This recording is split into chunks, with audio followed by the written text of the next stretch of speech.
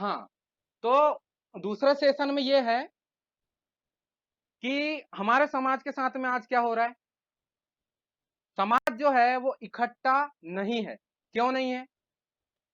ऐसा नहीं है कि हमारे लोग जो है वो संगठन नहीं है उनके पास। ऐसा नहीं है कि हमारे लोग जो है वो पार्टियों में इन्वॉल्व नहीं है। और ऐसा भी नहीं है कि हमारे जो लोग हैं वो पार्टियों के साथ-साथ जो है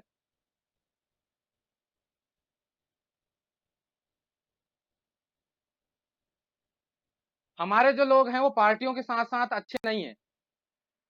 अच्छे नहीं है का मतलब ये है कि 1 सेकंड में सेटअप कर लूँ थोड़ा-सा।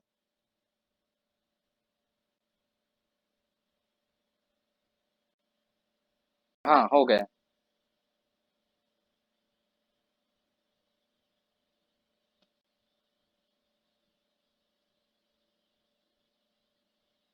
हुँ।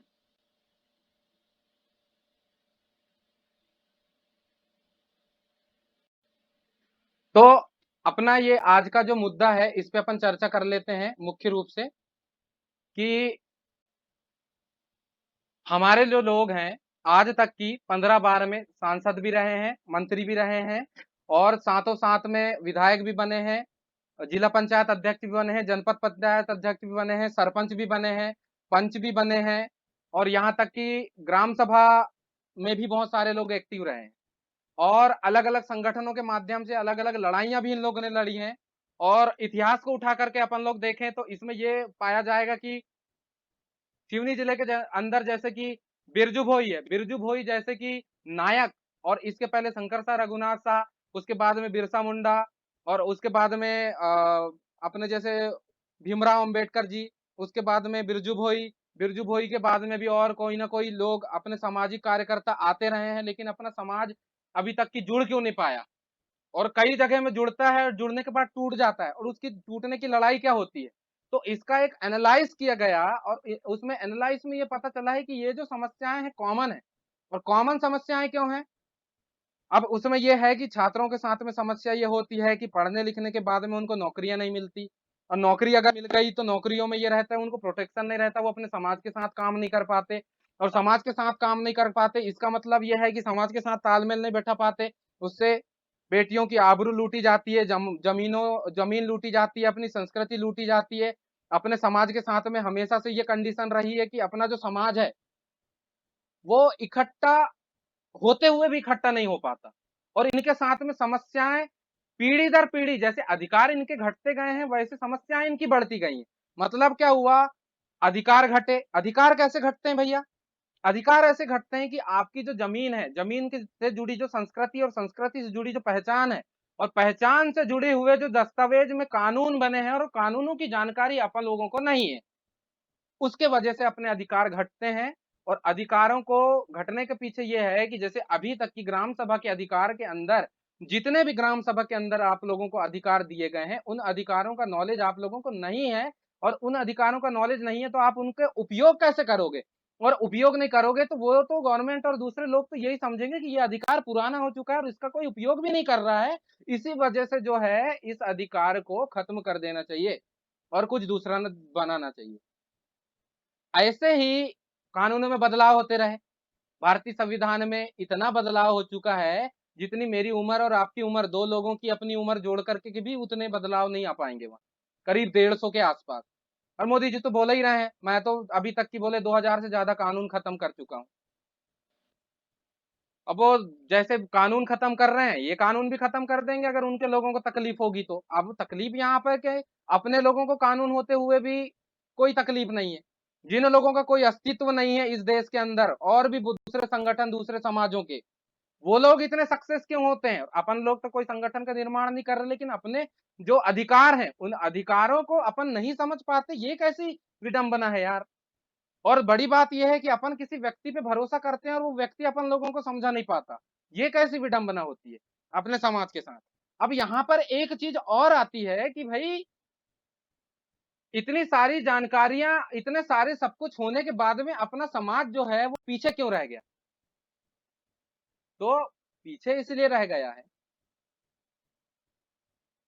पीछे इसलिए रह गया है कि अपना जो समाज है वो एक लाइन पे अपने अधिकारों को समझने के बजाय, अपने पूर्वजों को पूर्वज मानने के बजाय, अपने समाज के नियम कानूनों को मानने के बजाय दूसरे समाज के नियम कानूनों पे चलता है।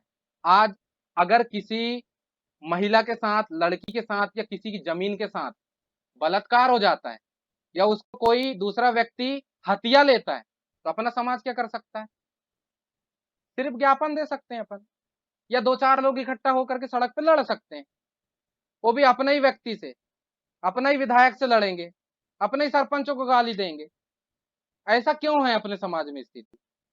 जबकि आपको तो ये बोला गया है कि नहीं, आपके पास में एट्रोसिटी भी है, आपके पास में भारतीय संविधान भी है, भूमि रक्षण के लिए आपकी बहू बेटियों के लिए एट्रोसिटी, भूमि रक्षा के लिए आपके पास में वन अधिकार अधिनियम, पेशा एक, और उसके ऊपर भी भूमि संरक्षण अधिनियम, उसके बाद में भी ये पुनर्वास पुनर्व्यवस्थापन अधिनियम 2013, उसके बाद में साथ साथ सुप्रीम कोर्ट के जजमेंट भी रखे हुए हैं, बड़े बड़े जजमेंट। इतना सब कुछ होने के बावजूद आप ये बोलते हो कि नहीं, फलाना व्यक्ति आएगा और मेरा काम करेगा। आप ऐसे डिपेंड हो कि नहीं, मैं तो गवर्नमेंट जॉब की तैयारी करूंगा, जब तक की नौकरी की तैयारी नहीं करूंगा तब तक मेरा कुछ नहीं हो सकता। अरे नौकर बन रहे हो, अच्छी बात है, लेकिन उसपे ये भी तो देखो कि तुम्हारा फायदा कितना है। आपको ये समझना होगा कि इस समाज में समस्याएं उत्पन्न कैसे हो रही हैं। अब आगे और पीछे अभी तक की जितना भी आया है और अपन ने देखे हैं, अपनी समस्याओं को अपन ने सुने हैं और समझते भी आए हैं। आपको लग रहा होगा कि ये तो पुरानी बात दोहरा रहा है, लेकिन ये बात अभी भी है ना, पुरानी नहीं, बात पुरानी है, लेकिन ये चल तो अभी भी रहा है। क्यों, आप आज जंगल जाते हो तो आपके साथ ये नहीं होता कि आपको जंगल से लकड़ी लाने नहीं दिया जाता? इमारती लकड़ी ला सकते हो क्या? जबकि कानून में तो ये बोल रहा है, वन अधिकार अधिनियम में तो 3 घन मीटर लकड़ी, इमारती लकड़ी हर साल ला सकते हो। बैलगाड़ी में आप जितनी चाहे रेत अपने घर बनाने के लिए ला सकते हो, लेकिन क्यों खरीद रहे हो 300 रुपए 3000 रुपए ट्राली? अरे तुम्हारे खेत में ईंट भट्टा बनता है, ईंट बनती है, वहां रेत लगता है और मट्टी लगती है। जब मट्टी किसी की नहीं है तो ठेकेदार दूसरा कैसा है वहां? जैसे मैं कुरई क्षेत्र का एग्जाम्पल लूं, कुरई क्षेत्र में जमीन दूसरे लोगों की है ही नहीं, तो वहां घर उनके कैसे हैं? अपने ही लोग मास्टर बाबू आते हैं नौकरी करके और वहां पर 3-4 हजार रुपए किराए में रहते हैं, वो ऐसी व्यवस्था क्यों है? अरे उनकी जमीन ही नहीं है तो उनको किराया किस बात का दे रहे हो आप लोग? आप जाओगे तो आप लोग खरीदोगे, एक छोटी सी सुई की निब से लेकर के हेलीकॉप्टर तक खरीदोगे आप लोग, तो आप लोगों को पैसा देना पड़ता है। अभी तो ये कानून आ गया है जीएसटी वाला कि आप लोगों के ही जमीन की जंगल की जड़ी बूटियां हैं, वो उसमें पैकेट में अपना नाम लिख करके आप ही को बेचेगा वो। और अभी तो किसान बिल में वो भी बोल दिया है कि नहीं, किसी भी राज्य का व्यक्ति जो है किसी भी राज्य में जाकर के कोई भी चीज कहीं भी बेच सकता है विदाउट एनी टैक्स, मतलब कोई कर नहीं लगेगा। पहले तो ये भी था कि कर लगेगा, लेकिन ग्राम सभा में सुप्रीम कोर्ट वो सेंट्रल गवर्नमेंट और स्टेट गवर्नमेंट के बनाए हुए कानून याद नहीं मतलब लागू नहीं होते जब तक कि राष्ट्रपति और राज्यपाल उसमें साइन नहीं करता, और साइन करने के बाद में जो है वो ऐसी एक अधिसूचना जारी नहीं करता कि ये वाला कानून जो है वो पूरे क्षेत्र में लागू किया जाता है। ऐसा वहां सिस्टम होता है। अब वो लागू ही नहीं है, चाहो तो आप आरटीआई के माध्यम से पूछ लो।